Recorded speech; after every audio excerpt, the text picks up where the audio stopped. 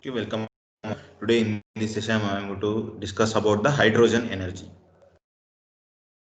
So, what is meant by hydrogen energy? Hydrogen energy is the simplest element which is available in our environment, and it is in combination with the other elements like water, hydrocarbons, etc. That is, hydrogen is not freely available in the environment, but it is available in terms of combination with the other elements, just like water, hydrocarbons, or any other materials. And the hydrogen energy can be thought of usable form next to electrical energy in the future. That is, in the next coming future, we are using hydrogen energy as our main fuel for generator, for combustion, or for yeah, production of energy, electricity and other any appliances. So we are using hydrogen mainly. Next in future, we are using hydrogen as a fuel for all our generation of electricity, or for vehicles, for automation industries, for wherever we can use hydrogen as a fuel.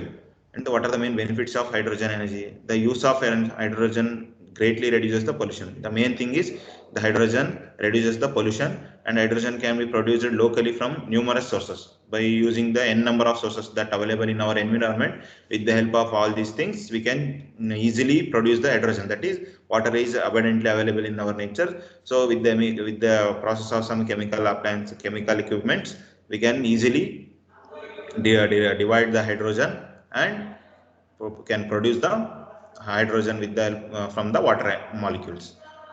The next thing is a sustainable production system. If hydrogen is produced from water, as I told, we can easily get the hydrogen from the water. So a sustainable production system if hydrogen is produced from the water. Now, what are the main hydrogen production technologies? What are the main technologies that is available in present technologies for the production of hydrogen? Or the choice of production method depends on the required purity of hydrogen. That is, how much amount of purity that we need for our combustion process. That is, if the purity of hydrogen is varies depending upon the application that we are using. If we are using for generation of electricity, that is different kind of purity of hydrogen required. And if we are using as a fuel, in the fuel also, if we are using for aerospace or aviation technologies, that is different. And for automobile, that is different. And for transmission transportation purpose, that is different. So based upon the purity of availability, the hydrogen production can be divided into a thermochemical production, a electrolytic production, and a photolytic production. So there are three type of methods are present in the technology. There are thermochemical production, electrolytic production, and photoelectric production. So what are these type of production technologies that we will study one by one. So first thing is thermochemical production. So in the thermochemical production, what happens? The hydrogen bond in the water and organic matter is constitute 70% of its on the earth surface. So that is totally about 70% of water is available on the earth surface.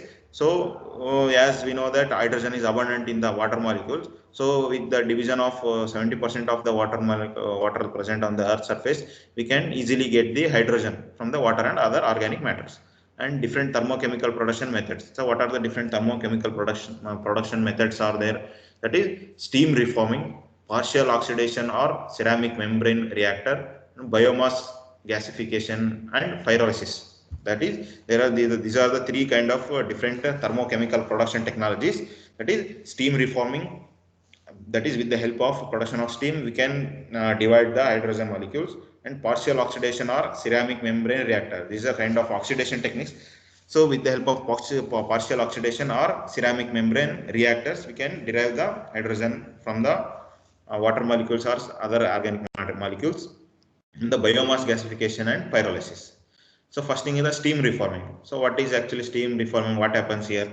This is a process uses thermal energy to separate hydrogen from methane and methanol. We divide the thermal energy from, we are using the thermal energy to separate the hydrogen from methane and methanol. There are n number of productions are there for resources are there which generates the methane and methanol. Mainly we can generate the methane and methanol by the combustion of abundant number of chemicals, and mainly in that is the sugarcane. In the in the sugarcane, we can generate the methane and methanol by dividing the hydrogen in methane and methanol. With the help of thermal energy, we can generate the hydrogen, and it involves the reaction of these fuels with steam on catalytic surfaces. then this steam reforming of natural gas is normally used. The normally used natural gas is that steam reforming. By the help of steam reforming, the natural gas is normally used here. And the natural gas is cleared from the sulfur components. The natural gas which we are using for steam reforming, which is therefore cleared from the sulfur components. Sulfur is the main pollutant chemical which creates the more pollution in the environment. So the natural gas which we are using for the steam reforming is sulfur cleared from the sulfur components, and it is mixed with the steam and sent over a nickel aluminum catalyst inside a heated tubular reactor. A tubular reactor will be heated with the help of nickel aluminum catalyst, and with continuous heating of nickel aluminum catalyst, a steam is reformed. That steam is used for the breaking of hydrogen in the methane and methanol. So there are the two steps which involve the steam reforming. Those are all. The step one, what happens? The decomposition of fuel into carbon monoxide and hydrogen. H2 is the hydrogen, CO is the carbon monoxide. That is CH4 is the methane plus water, which is of 206 kilojoule per kg, and which is after decomposition of carbon molecules, we get the carbon molecules and hydrogen. And in the step 2, what happens? The shift reaction changes the carbon monoxide and water to carbon dioxide and hydride. That in this, what happens is first after decomposing the things from fuel into the carbon monoxide, here we are shifting the reaction changes, that is from carbon monoxide and water to carbon dioxide and hydride. That is, the carbon monoxide is reacted with the water molecules, and automatically carbon dioxide is generated. The carbon dioxide and the single hydrogen molecules, which is of 41 kilojoule per kg. And here what happens? The methane or methanol, with the help of water molecules, continuous combustion of water molecules, generates the hydrogen and carbon dioxide. And what are the next? Partial oxidation or ceramic membrane reactor. The next thing is here in the thermionic effects, that is thermochemical production technology. In the thermochemical production technology, the first thing is the steam reforming. Here, with the help of steam reforming, we got the hydrogen from the methane and water molecules. We divided the hydrogen here. And the next method in the thermionic process is partial oxidation or ceramic membrane reactor. What happens in here? The natural gas and oxygen are injected into high pressure reactor. A high pressure reactor chamber will be there. Here, the natural gas, which are other than the hydrocarbons, and oxygen are injected forcefully into the high pressure reactor. The oxygen to carbon ratio is optimized to minimize the soot. That is, the natural gas, which is methane, is reacted with the gas forceful methane or ethane, whichever the natural gas. This gas is forcefully injected into the pressure reactor with oxygen. So this oxygen reacts with the methane or natural gas. Automatically, what happens? The carbon monoxide and hydrogen are divided. Here, the large amount of heat generated is removed. So because of the continuous combustion and other sooting effects, what happens? The large amount of heat is generated, which is removed from the components. And the next step is to shift the reaction to combine carbon monoxide and water to form carbon dioxide and hydrogen. So here what happens? The carbon monoxide, which is a hot pollutant for creating the pollution. So the water molecules are continuously flowed into the carbon monoxide. Automatically what happens? The hydrogen molecules are generated. Since the reactions are exothermic, there is no need to supply external heat, because as due to the continuous combustion, the heat normally the produced heat is more. So because of that, there is no need of external heat production. And this the process needs to oxygen, which is usually provided by a distillation plant. The distillation plants are provided there, and which are used to produce the oxygen. These oxygens reacted with the water molecules, the methane and other fuel natural gases. So automatically what happens? The oxidation catalyst is called a catalytic partial oxidation is be produced, and this is the less energy efficient than the steam reforming. So when compared to other methods, it is a less energy efficient than the steam reforming. And what is the next method is the biomass gasification and pyrolysis. Here in the biomass pyrolysis produces a liquid product. Here the biomass pyrolysis is the combination of biological and oil method. It's a liquid kind of product, and which is used to again for the derivation of hydrogen from the different organic materials. Still now we just derived from the water molecules. From here we are going to divide the hydrogen molecules from the organic materials. So the bio oil consists of a wide spectrum of highly reactive oxygenated components, and that can be separated into valuable chemicals and fuels, including the hydrogen. As in the first slide, while explaining the first slide, I told that about 70% on the total Earth surface are contain the hydrogen molecules, mainly water and other bio organic materials. So in the organic materials, what happens? It's a biological liquid form. A biomass or pyrolysis is the liquid product of organic component. So this is contains the oil, which is a bio oil, and it's a abundant. It contains the abundant amount of oxygenated components and other chemicals. So because of this reactive oxygenated components, what happens? Available some of the chemicals and the fuels which are including the hydrogen are get separated. So we are in the biomass gasification treatment. What we need to do? We are just deriving the hydrogen from the fuels and other chemical things. This is about the biomass and gasification. That is the pyrolysis method. So these four methods comes under thermodynamic emission. So next thing is the electrolytic production technology. So this is also important technology which we are using for production of hydrogen. So here what happens? It separates the hydrogen oxygen from the water by passing the electrical current in an electrochemical cell. So what we need, there is a electrolyte solution will be there. Into the electrolytic solution, what happens? They continuously passing the electric current through that solution. So by continuously passing the electric solution, what happens? Electric current continuously passing the electric current. What happens here? We are just separating the hydrogen and oxygen from the water. That is the contain the electrolytic chemical. So in addition of electrolytic improves the efficiency of process by enhancing the conductivity. Because of the continuous conductivity and the addition of electrolyte, what happens? The efficiency of the process is also increases, and the charge breaks the chemical bond between the hydrogen and oxygen and creates ions. Because of the breaking of chemical bond, what happens?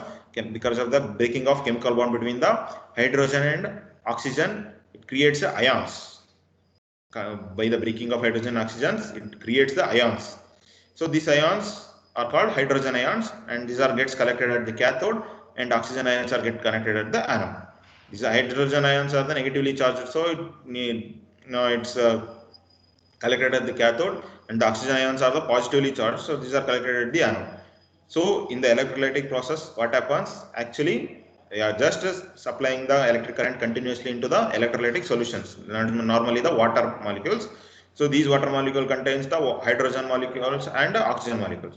So by continuously supplying the electric current just divides the hydrogen molecules and oxygen molecules separately, and the electrodes which are negatively charged attracts the hydrogen, and which are positively charged attracts the oxygen molecules.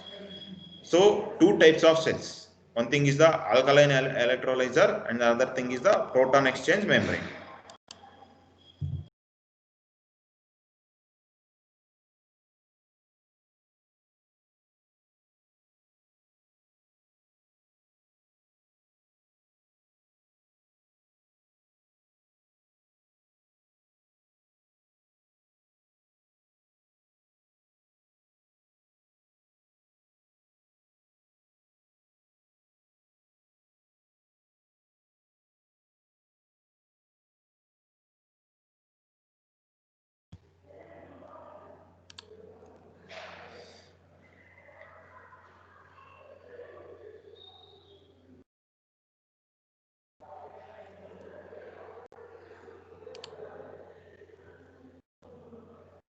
So in the alkaline electrolyzer method, what happens? A solution of sodium or potassium chloride is used. In the alkaline electrolyzer method, a solution of sodium or potassium is the cathode reaction. In the cathode reaction, what happens? A potassium or sodium electrolyte is used as a electrolyte. So in the alkaline electrolyzer, the cathode reaction, there are two kind of attractive methods are there, and this is the cathode reaction and the another is the anode reaction. In the cathode chamber, what happens? The oxygen, the water molecules continuously pass the electric current, and here what happens? This is the electric current, continuous passing of electric current. So hydrogen and other oxygen molecules are separated. In the anode reaction, what happens? The other remaining hydrogen, the hydroxides, react divided into oxygens and other water molecules. So this is the best method for alkaline electrolyzer. And in the proton exchange membrane PM method, what happens? There are two types of reactions. One is the anode reaction, another is the cathode reaction. So here again in the cathode reaction, just as I already told, cathode will be having hydrogen molecules, anode will be having oxygen molecules. So these hydrogen molecules gets electrified, and again because of the hydrogen molecules and continuous supply of electric current reacts each other and produces a hydrogen molecules.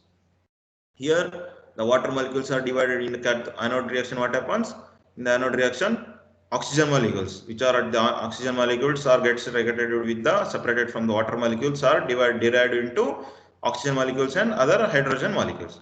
So here the electrolyte is a proton conducting membrane. Here the electrolyte, we are using the electrolytes, are the proton conducting membrane, and mobile ions are the protons. So the electrolytes are the conducting membranes and mobile ions are the protons. So next thing is the water electrolysis. There are different types of methods of electrolyting productions are there. There are water electrolysis, steam electrolysis, photon electrolysis, thermochemical water splittings by product of KCl and NaCl. KCl, sodium chloride, potassium chloride and sodium chloride electrolysis in the reversible fuel cells. In the water electrolysis, what happens? We are just splitting the water molecules into hydrogen and oxygen molecules by the continuous passage of current. As we are discussed in the previous slide, the same thing contains the water electrolysis process. This electrolyting production technology is nothing but water electrolysis. And next thing is the steam electrolysis. The steam electrolysis here, the variation of conventional processes, and the energy needed to be split the water is provided by heat instead of electricity. So instead of continuous production passing of electricity, if we are passing the heat into the water molecules, then again the steams that are generated. By using that steams, we are just using the electrolysis to produce the hydrogen molecules. And when compared to other methods, these are the most efficient. Steam electrolysis processes are the most efficient because you are getting the most efficient number of hydrogen molecules. And at the about 2500 degrees Celsius, the water decomposes into hydrogen and oxygen. Here, as we told, here we are not passing the electricity, we are just passing the heat at the rate of 2500 degrees Celsius. So by passing the heat at 2005 degrees Celsius to the water molecules, water decomposes into hydrogen and oxygen. The chances of recombination is high at high temperature. So there may be chances of recombination of matter molecules at the high temperature also. The next thing is thermochemical water splitting. Here what happens? Here bromine or iodine assisted by heat. Here bromine or iodine is used as the chemical contents to produce the heat and causes the water molecules into split. Again the same thing is we are just dividing the water molecules into hydrogen and oxygen with the help of electricity or with the help of heat or with the help of other chemical equipments, chemical things. So our end should be getting the hydrogen and oxygen molecules. Here the iodine or bromine with the help of sulfuric dioxide is mixed with the water molecules, and these divides the hydrogen iodide and sulfuric acid. Here the sulfuric acid is divided into sulfur hydride and water molecules with oxygen at 830 to 900 degrees Celsius. So these hydrogen iodide with the divided into hydride and hydrogen. So the end is hydrogen here. So we are just adding sulfur dioxide and iodine into the water molecules. So with here the oxidation and other reactions, what happens? The hydrogen iodide. The iodine reacts with the hydrogen molecules, produces hydrogen iodide, and the other hydrogen atom reacts with the sulfur dioxide, produces the sulfuric acid, H2SO4. And again, this sulfuric acid is divided into sulfur hydride and water molecules to produce the oxygen molecule. Here, the hydrogen iodide is the hydrogen iodide which we have got from the first equation is divided into iodide and oxygen. So the main thing is here in the second equation we got oxygen molecules, and the third equation we got hydrogen molecules by splitting the water molecules with the help of bromine or iodine. Here iodine is used. That is H2O is divided into H2 plus O2. And the next method is the byproduct of potassium chloride and sodium chloride electrolysis. In sodium chloride and potassium chloride analysis, what happens? The sodium chloride is mixed with the water. That is, as we know that water is abundant in having a hydrogen.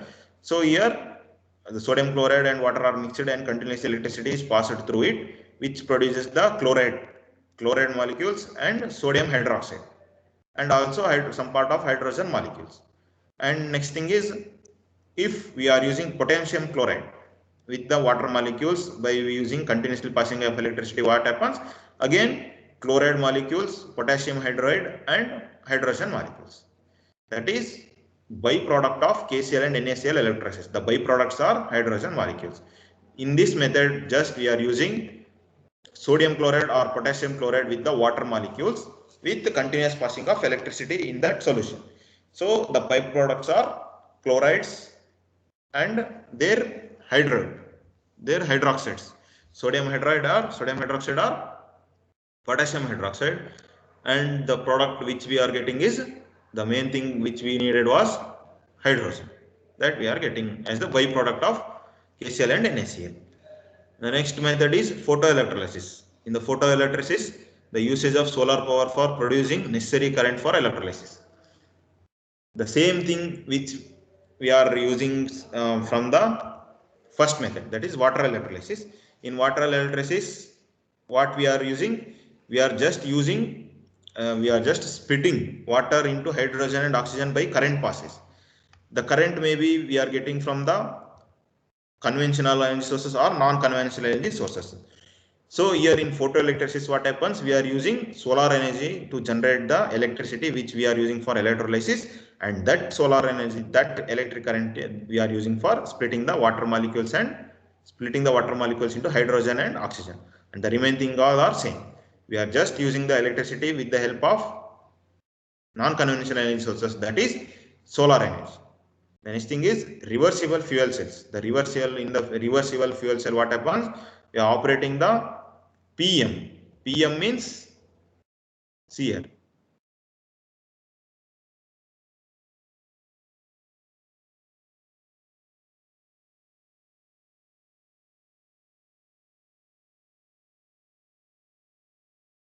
fuel cell in reverse mode will be yield hydrogen. The PM fuel cells are in acting with the reverse mode and produce the hydrogen in the abundant in nature. And what are the main applications of hydrogen energy where we are using the hydrogen energy? That is at home sector. At home sector, that is fuel cells are ideal for residential zones and silent operation, no moving parts, and provides reliable power. These are at home sectors. And at work sector, what happens? These fuel cells can be used to power up the office buildings, and no need of backup power generators as a fuel cell. Power does not rely on transmission lines. And for in the transport and industrial sector, what happens? The fuel cells can power cars, buses, airplanes, cell phones, and laptops and more. For these appliances, we can use electricity for backup power. Instead of electricity, we can use hydrogen as a backup power, and can replace conventional power generators such as combustion of engines or even large batteries in cars, submarines, etc. And then the last thing is, what are the main advantages and disadvantages of these hydrogen energy? These are uncoupling of primary energy sources and utilization, and it is easier to store than to store electricity. What are the main advantages of hydrogen energy? The uncoupling of primary energy sources and utilization, and easier to store than to store electricity. We are storing the electricity in the batteries, so here instead of that we are storing the hydrogen with the help of other storing technologies, and it can be obtained from any primary energy sources including renewable energy sources. The decentralization production is very simple and it's easily possible, and they're very efficient when used in fuel cells, and it's a very good experience of hydrogen as a chemical reactant, and very good safety records also it's having. And what are the main disadvantages of hydrogen energy? This is a poor overall energy efficient. The energy efficient compared to other, it's very poor and low density and poor specific volume energy density. And there is no need for high pressures and very low temperatures when stored in a liquid state. And these also specific safety problems and not poor public acceptance. And there is no existence infrastructure for transport, distribution and storage things. And rather than all these things compared, this is a high cost. That is, for splitting the water molecules into hydrogen and oxygen, it's a somehow high cost thing. Okay. Remaining thing we will discuss in the next class.